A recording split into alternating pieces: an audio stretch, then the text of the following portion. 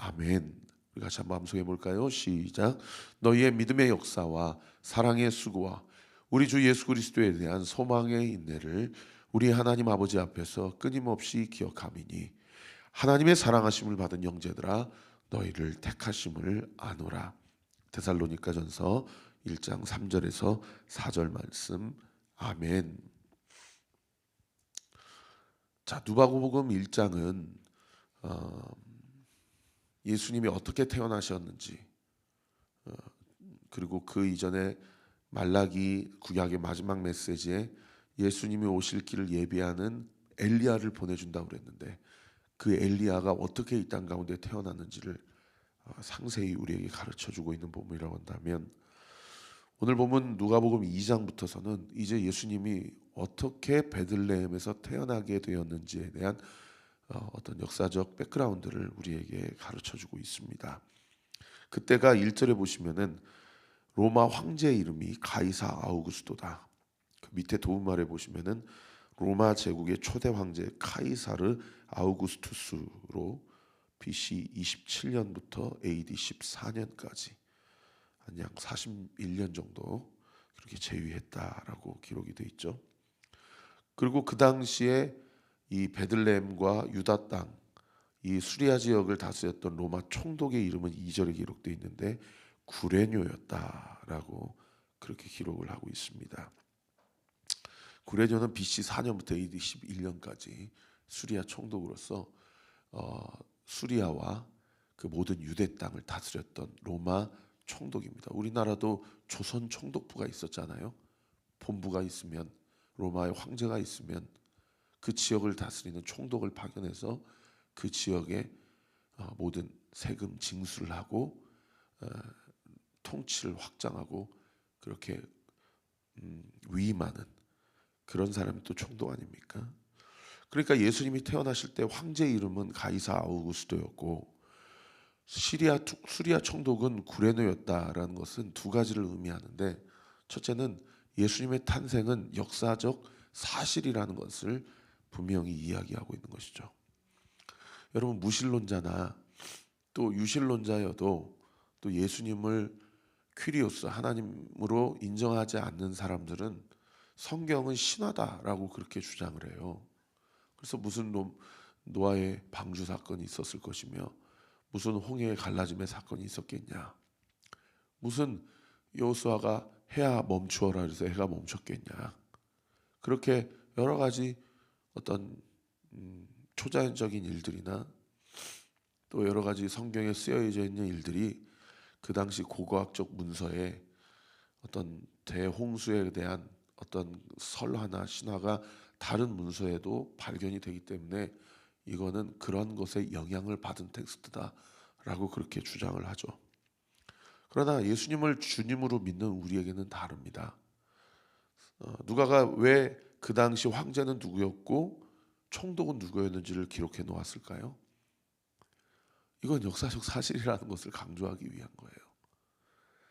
그러므로 우리의 신앙은 우리가 오늘 살아가는 우리의 삶 가운데도 오늘 하루의 일이 역사적 사실로 기록되어 있는 우리의 삶임을 우리는 기억해야 됩니다. 현직 대통령이 처음으로 체포가 되었지 않습니까? 어제 역사적 사실이에요. 뉴스에서 헌정사상 최초, 이런 게 다 무엇을 강조하는 겁니까? 역사적 사실이다. 2024년 12월 3일과 2025년 1월 15일은 역사적 최초로 막 이렇게 이야기하는 게 뭡니까? 없었던 사실이 아니라 실제로 그 일이 있었고 실제로 그 사건이 역사적으로 이루어졌다라는 것을 강조하는 것 아닙니까? 성경도 마찬가지라는 거죠.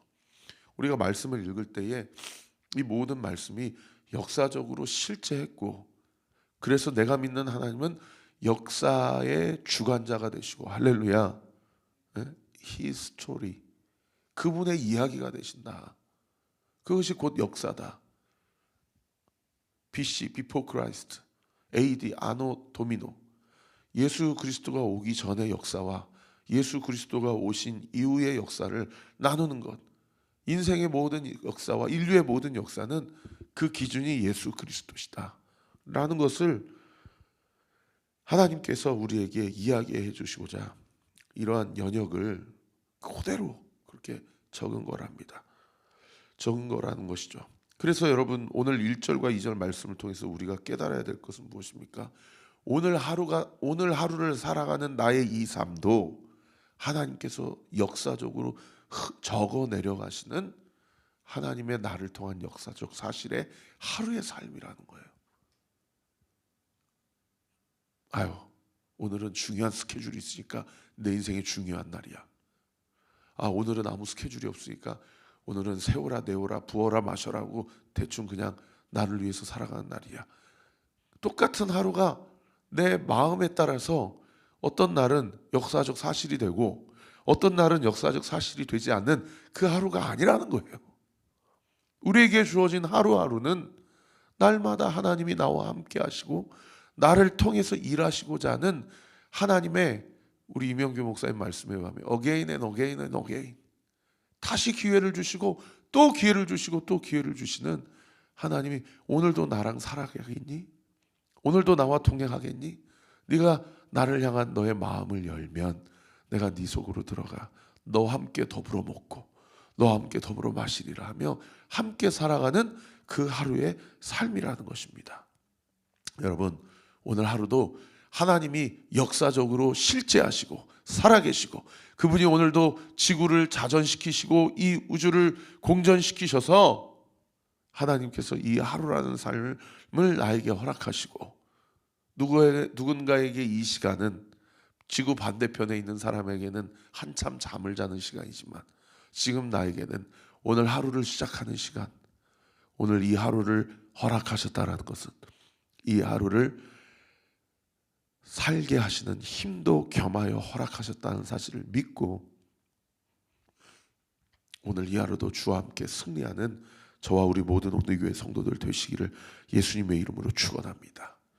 그런가 하면 두 번째로요, 이 1절과 2절에 아우구스토가 이름이 기록되어 있고 구레뇨 수디아 총독의 이름이 기록되어 있다는 것은 이건 하나님이 역사적 사실 또는 역사적 주관자가 되신다는 것뿐만 아니라 그 역사적 사실과 그 역사적 주관자 위에 모든 하나님의 섭리와 통치가 있다는 것을 우리에게 이야기하고 있는 그런 본문입니다.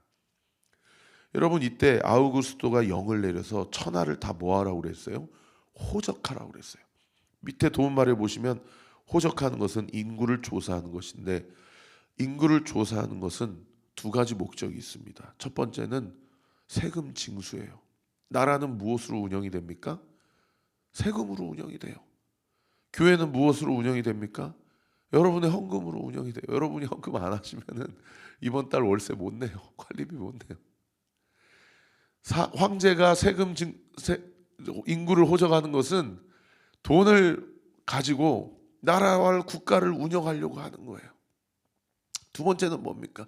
자신의 통치권을 확장하려고 하는 거예요. 그리고 로마 다 자기의 어떤 한 혈통의 사람들이 아니잖아요. 로마라는 제국 안에는 얼마나 많은 민족들, 주된 민족들이 있고 소수 민족들이 있잖아요.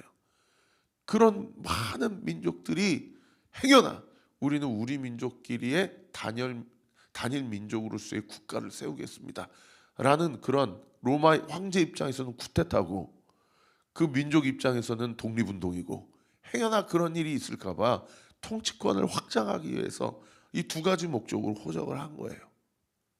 여러분, 황제 입장에서, 총독 입장에서는 자기의 왕권을 강화하고 그리고 돈을 걷어내려고 호적조사했지만 여러분, 하나님은 무엇을 통해서 그 호적조사를 사용하십니까?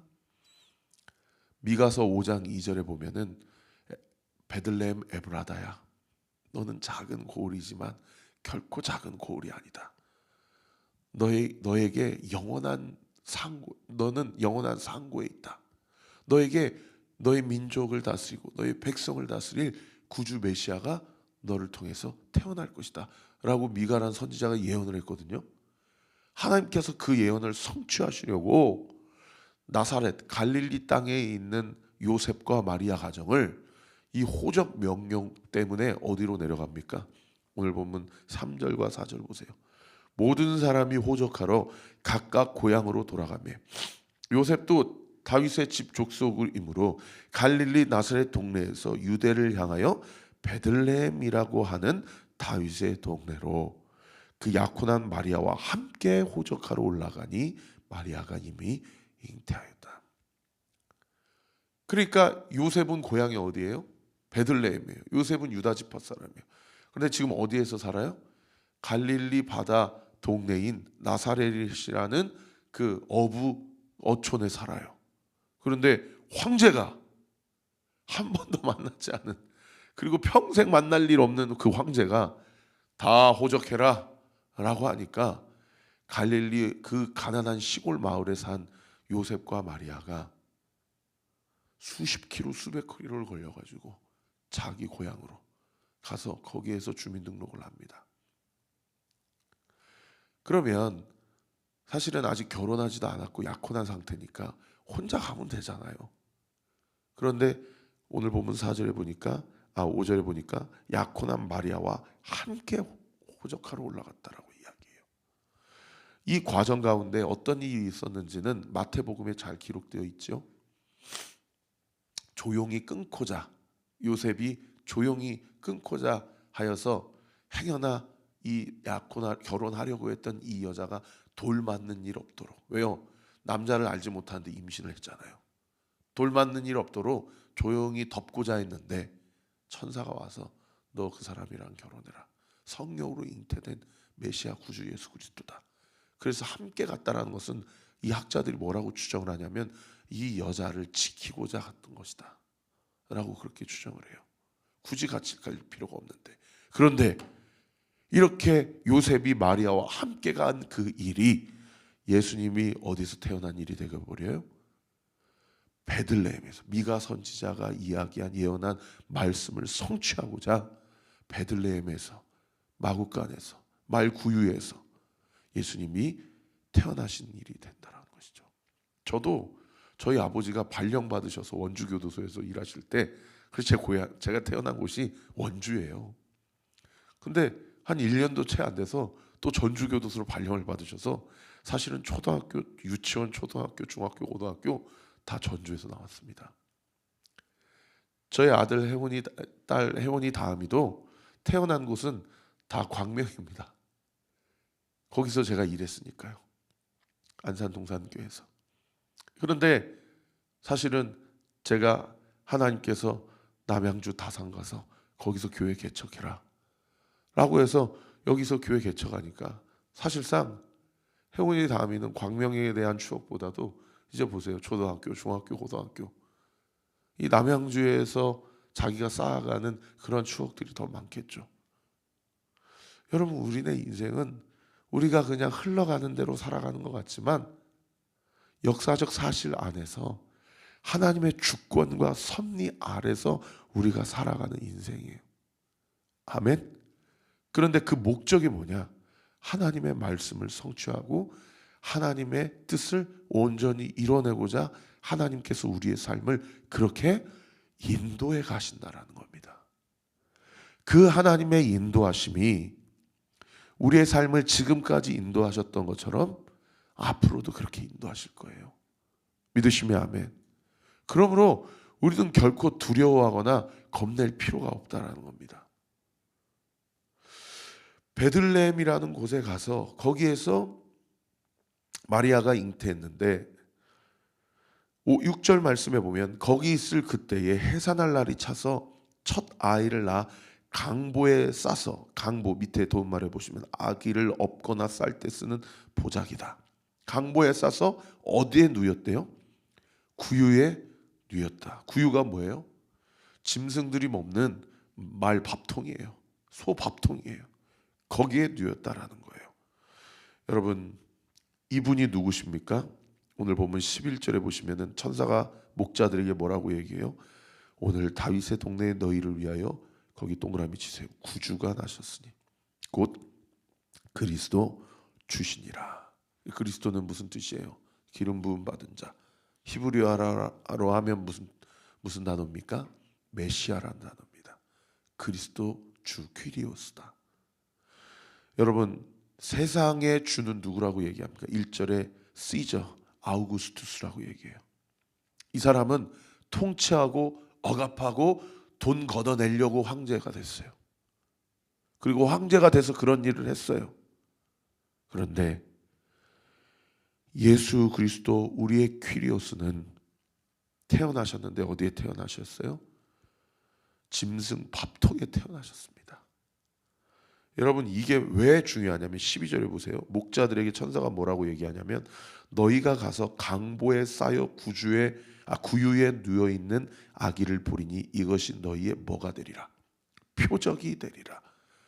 이것이 사인이 된다는 거예요. 밑에 도움말에 보시면 드러나지 않는 어떤 것을 상징적으로 보여주는 대상이나 사건, 흔히 초자연적 현상을 동반하고 이적 또는 징조로 번역되기도 한다. 이게 왜 표적이 됩니까? 보통 애를 낳으면 짐승 밥통에 누이지 않기 때문이에요. 세상 황제는 왜 권력을 취하고 왜 황제 자리에 오릅니까? 억압하고 구속하고 통치하고 자기 밑에 두기 위해서예요. 예수님은요? 예수님은 이 땅 가운데 오신 것은 무엇입니까? 우리를 구원하시기 위해서 오신 거예요. 이게 황제 아우구스투스와 예수 그리스도가 본질적으로 다른 차이입니다. 여러분, 왜 우리가 돈을 주인 삼으면 안 됩니까? 돈이 우리를 구속하기 때문입니다. 여러분, 왜 예수 그리스도가 아닌 다른 것으로 우리가 그것을 퀴리오스 삼으면 그것이 우상이 됩니까? 그것이 우리를 지배하고 우리를 구속하고 그것으로 하여금 예수 그리스도를 멀게 하기 때문이에요. 그래서 십계명 제1계명이 뭐예요? 너는 나 외에는 다른 신을 섬기지 말라고 하신 거예요. 오직 예수 그리스도만 섬겨라. 오직 예수 그리스도만 의지하라 라고 하신 것은 그분만이 메시아고 그분만이 그리스도고 그분만이 나를 구원하실 수 있는 유일한 분이시기 때문입니다. 그분이 어디에 오셨다는 것이 목자들에게 표적이 된 겁니까? 말 구유에 마구간에 오신 것이 목자들에게 표적이 된 거예요. 모든 아기는 다 집에서 낳거나 그 집안에서 가장 좋은 곳에 누이거나, 그런데 오직 예수님은 빌립보서 2장 말씀처럼 그는 근본 하나님의 본체시나 하나님과 동등됨을 취할 것으로 여기지 아니하시고 오히려 자기를 비워 종의 형체를 가지사 사람들과 같이 되셨고 사람의 모양으로 나타나사 자기를 낮추시고 죽기까지 복종하셨으니 곧 십자가에 죽으심이라. 여러분, 목자들은 그 당시에 가장 천민이 갖고 있는 그 직업이었어요. 왜냐하면 목자들은 늘 죽음과 동물의 시체를 손으로 만지는 사람들이었고요. 그리고 그 당시 목자하면 이스라엘 공동체 안에서 어떠한 편견과 그 색안경이 쓰여졌냐면, 저 도둑놈들 어디 가면 항상 뭘 이렇게 훔치거나 이 손버릇이 안 좋아요. 근데 오늘 본문 9절에 가브리엘 천사인 것 같아요. 천사의 이름이 기록되어 있지 않지만 1장에 가브리엘 천사가 열심히 일했기 때문에 아마도 가브리엘 천사인 것 같아요. 가브리엘 천사가 목자들에게 가서 뭐라고 얘기합니까? 10절에 무서워하지 말라. 보라, 내가 온 백성에게 미칠 큰 기쁨에, 거기 동그라미 치세요. 좋은 소식. 이게 뭡니까? 이반젤리즘. 여러분, 이 좋은 소식이 뭐예요? 기쁨이에요. 소망 없이 살아가요. 사람들이 날 도둑놈이라고 그래요. 넌 부정한 놈이야. 넌 늘 동물의 사체를 만지잖아. 너는 늘 동물의 걸음을 만지잖아. 사람들은, 세상은 나를 부정하다 여기고 나를 색안경으로 바라보지만 하나님은 나에게 말씀하시는 겁니다. 뭐라고 말씀하세요? 넌 존귀한 자다. 넌 죄인이 아니다. 너는 의인이다. 너의 모든 죄를 내가 다 담당했다. 너는 나를 믿으라. 너는 나와 함께 거하자. 내가 너로 의인을 삼고 내가 너를 통해 나의 나됨을 나타내리라. 할렐루야. 그렇게 말도 안 되는 기쁨의 큰 좋은 소식을 우리에게 가르쳐 주신 거예요. 그러면서 전사들이 14절에 뭐라고 고백합니까? 지극히 높은 곳에 서선 하나님께 무엇이요? 영광이요. 땅에서는 하나님이 기뻐하시는 사람들 중에 평화로다. 여러분, 예수님을 구주 삼고 퀴리오스 삼고 주님과 오늘 하루 동행하는 사람, 그 하루의 삶, 그 하루의 삶, 그 하루의 삶이 축적되어서 평생을 주와 함께 살아가고 주님의 뜻을 온전히 이루어가는 사람은 두 가지 특징이 있어요. 하나님의 영광이 드러납니다. 솔리 데오 글로리아, 온리 가스 글로리. 그 사람의 입술, 그 사람의 삶의 태도, 그 사람의 모든 삶의 결을 통해서 하나님의 영광을 받으세요. 그리고 이 땅 가운데서는 그 사람을 통해서 무엇이 완성이 됩니까? 평화, 피스, 샬롬. 하나님께서 우리에게 주시는 평화, 평안이 그 사람의 삶의 모든 결을 통해서 너무 거룩한 영향력으로 많은 사람들에게, 두려움에 빠져있는 사람들, 곤고함에 빠져있는 사람들, 육신의 질병에 눌림받은 사람들, 돈과 재정에 눌림받은 사람들, 관계로 인해서 힘겨워하는 사람들, 우울증으로, 공황장애로, 불면증으로 여러 가지 세상에 소망도 없고 빛도 없이 그렇게 살아가는 사람들에게 하나님이 그 사람의 삶을 통해서 무엇을 전염시키고 흘려보내게 하셔요? 평화, 영적인 안정감을 나를 통해서 우리의 가정에게, 우리의 직장에, 내가 다니는 학교에, 내가 다니는 교회에 나를 통해서 그 샬롬을 흘려보내게 하신다라는 겁니다. 오늘 이 하루도 예수 그리스도를 주인 삼고 가장 낮은 곳으로 오신 주님, 세상 권력은 통치하고 지배하고 구속하려고 하지만 예수님은 우리에게 인격적으로 다가오셔서 나를 주인 삼아 주겠니? 내가 너와 더불어 함께 먹고 내가 너와 더불어 하나가 되어서 하나님께는 영광이요 너의 삶 가운데 너를 통해 평화와 샬롬이 온전히 흘러가도록 너를 주장하고 너를 다스리고 너와 함께 할 거야 라는 예수 그리스도의 그 영적 프로포즈에 주님 내 마음 가운데 오셔서 나를 지배하시고 나를 다스리시고 나와 함께하여 주옵소서. 여러분이 직면하고 있는 모든 고난과 고통의 그 한복판에서 하나님의 영광과 그리스도의 샬롬을 온전히 드러내고 흘려보내는 우리 사랑하는 온리교회 모든 성도들 되시기를 우리 구주 예수 그리스도 이름으로 축원합니다. 기도하겠습니다. 아버지 하나님 감사합니다. 하나님의 은혜와 사랑이 우리의 삶 가운데 예수 그리스도의 십자가의 죽음과 부활을 통해서 이미 확증되고 이루어진 줄 믿습니다. 이것은 결코 신화나 없었던 일을 그저 있었던 것처럼 가르치는 것이 아니라 예수님은 실제로 말 구유에 누이셨고 예수님은 실제로 나를 위해서 죽으셨고 예수님은 실제로 나를 위해서 살아나셔서 지금도 살아계시고 지금도 내 마음을 주장하시고 지금도 우리와 함께 하시는 줄 믿습니다. 오늘 이 하루도 하나님의 영광을 위해 내가 사랑하는 모든 공동체와 사랑하는 사람들의 평화를 위하여 우리의 삶을 예수님과 함께 내어드리는 우리 온리교회 모든 성도들 되게 하여 주옵소서. 그 목적을 위해서 그 사는 이유를 위해서 오늘 이 아침에도 주님 앞에 건강을 구합니다. 재정을 구합니다. 주님 앞에 관계의 풀림을 구하고 하나님의 뜻을 구합니다. 우리 사랑하는 성도들의 오늘 이 새벽의 기도 예수의 이름으로 명하노니 주의 영광을 위하여 사랑하는 사람들의 평안을 위하여 응답될지어다. 응답되게 될지어다. 응답될지어다. 대문은 열릴지어다. 열릴지어다. 열릴지어다. 예수 그리스도의 이름으로 기도합니다. 아멘. 지금은 우리 구주 예수 그리스도의 은혜와 하나님의 사랑과 성령 하나님의 위로 교통 충만하심이 오늘 주신 말씀 붙잡고 주님이 나와 함께 하신다. 담대함 가지고 우리의 직장, 학업, 우리의 생업의 현장 가운데서 주와 승리하기로 결단하는 우리 사랑하는 온리교회 모든 성도들 머리머리 위에 지금부터 영원토록 함께 하시기를 간절히 축원하옵나이다. 아멘.